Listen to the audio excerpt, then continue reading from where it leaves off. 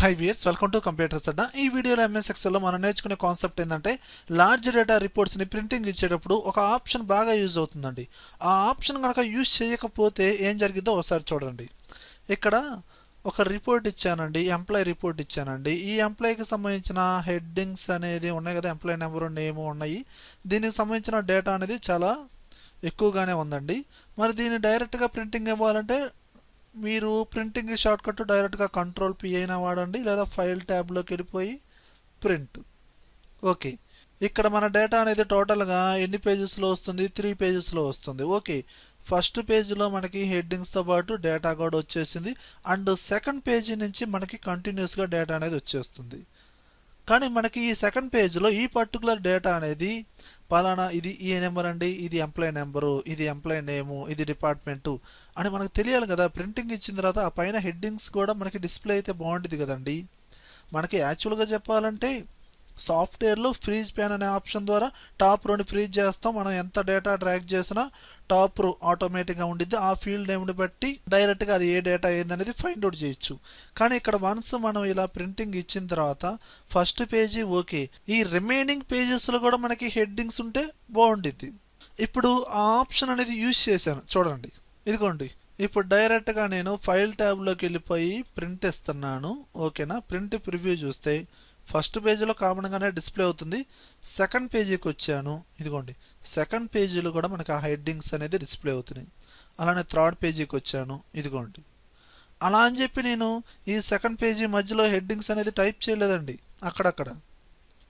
ఓకేనా, నేను టైప్ చేసింది ఫస్ట్ రోలో మాత్రమే, కానీ ప్రతి పేజీలో మనకి హెడ్డింగ్స్ అనేది డిస్ప్లే అవుతున్నాయి. అలా టాప్ రోనే కాదండి, మల్టిపుల్ రోస్లో హెడ్డింగ్స్ ఉన్నా సరే అవి మనకి ప్రతి పేజీలో ఆటోమేటిక్గా వస్తాయి. అది ఒక ఆప్షన్ యూజ్ చేశాను. ఆ ఆప్షన్ ఏంటి అనేది స్టెప్ బై స్టెప్ ఇప్పుడు చూద్దాం.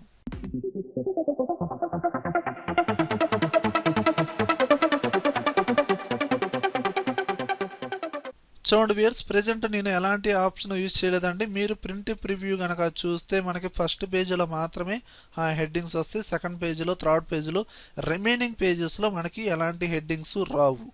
ఓకే, ఇప్పుడు మనం యూజ్ చేసే ఆప్షన్, న్యూ ఆప్షన్ ఏంటంటే మీరు పేజ్ లేఅవుట్ అనే ట్యాబ్లోకి వెళ్ళండి. ఇది పేజీకి సంబంధించిన ఆప్షన్సే కదా.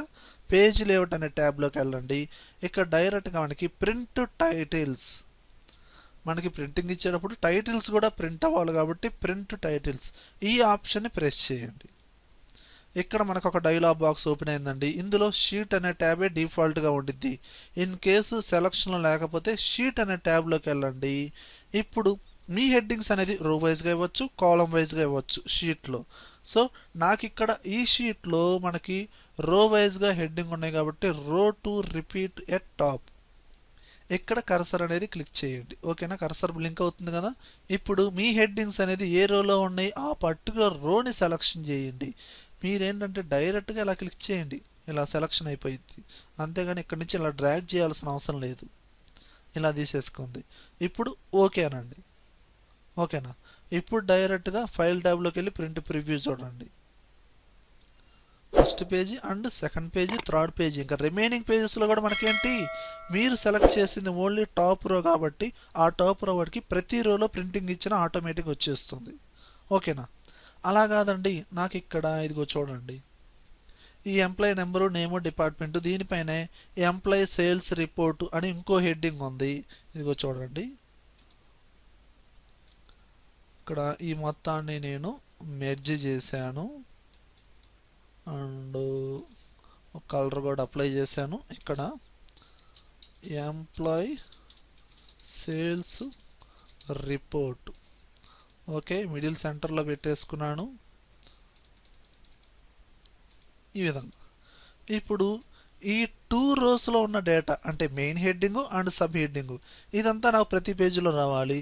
ఇప్పుడు నేను ప్రింట్ ప్రివ్యూ చూశాను, నాకు ఇక్కడ ఏంటి, ఇదిగోండి, ఫస్ట్ పేజీలో కామన్గానే వచ్చింది, మెయిన్ హెడ్డింగ్ వచ్చింది, సబ్ హెడ్డింగ్ వచ్చింది.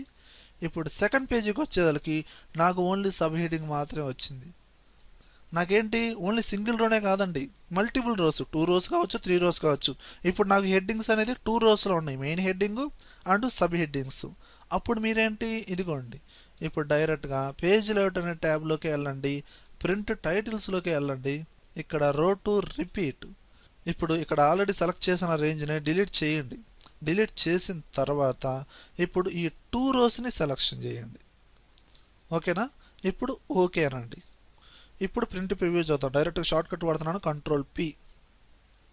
ఓకే, ఫస్ట్ పేజీలో కామనే అండ్ సెకండ్ పేజీలో కూడా వచ్చింది చూడండి, main heading and sub headings.